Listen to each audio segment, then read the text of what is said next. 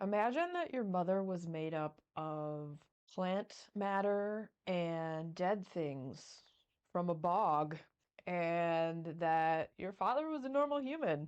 And today we're going to be talking about a book it's kind of like a folk horror, but it's like gothic Appalachia eco horror. I'm not quite sure how to categorize this book. It was a lot of different things. It felt like a folk horror, it felt gothic, it was very atmospheric, and it follows the story of this family, the Hadsleys. They've always lived on this piece of property. They're kind of sequestered away from everybody. There's 5 kids. Ida, who's the oldest, and then you have the boys, Percy and Charlie. Charlie is the elder of the sons.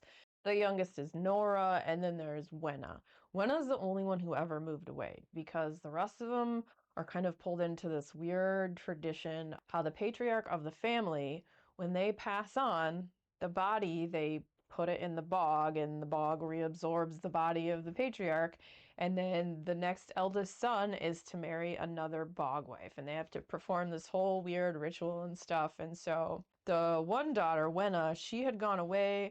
She was married. She decided to make like a whole life for herself and get away from this weird family tradition or whatever it is. When the father gets to the point where he is going to die, he calls for her to come back and be there for the ritual. And she doesn't really want to go, but she ends up coming anyways because the youngest, Nora, writes to her. And Wenna always kind of felt like, you know, part of her heart went out to Nora, so she ends up coming home for this.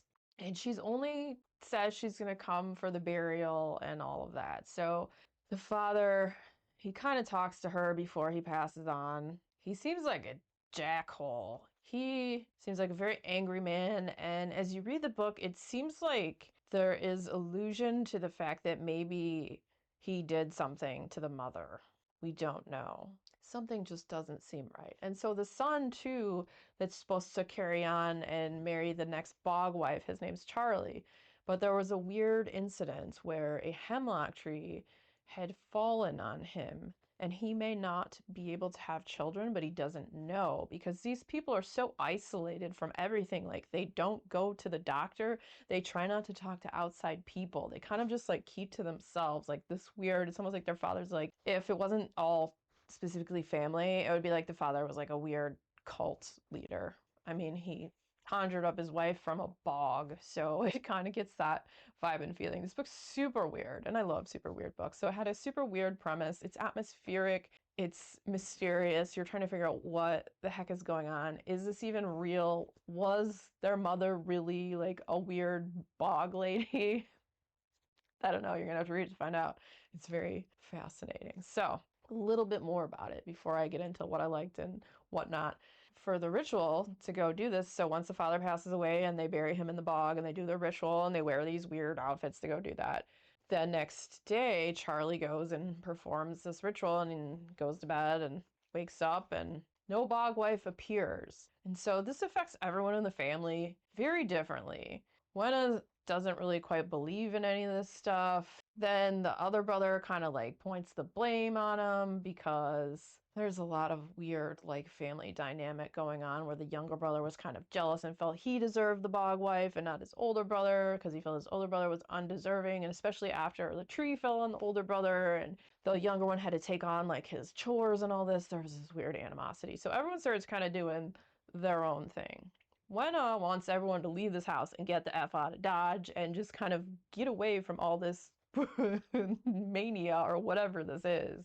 It's a crazy story because Percy decides he's going to try to make his own bog wife and summon one. So he's going to try to do that. Charlie kind of like travels inward, becomes very depressed and upset. Wenna just wants to kind of sell the house and get everyone out of there. And the house, too, is like falling apart. There's a whole wing of it that they don't even use. It's a pretty effed up situation. It's a pretty effed up family.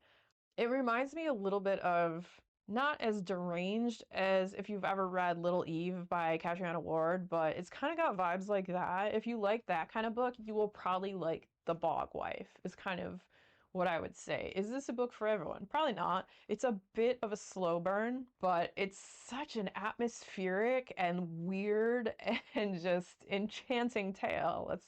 That's what I'd call it. I love the writing. It kept me interested. It's not like an action-packed book. So if you're looking for like action and destruction and murder, like this is not the book for you. But if you like weird, atmospheric, that kind of like folklore Appalachia families who are out in the boondocks away from everybody, like then this might be the book for you. It's super weird and I really enjoyed it. So if you do like books in this vein, the next video coming up will be Little Eve by Catriona Ward, the one I mentioned earlier. So if you're interested in that one too, stick around and click on that. And if you enjoyed hanging out today, hit that subscribe button, come back, see me again, and we'll talk about more bookish things and weird stuff.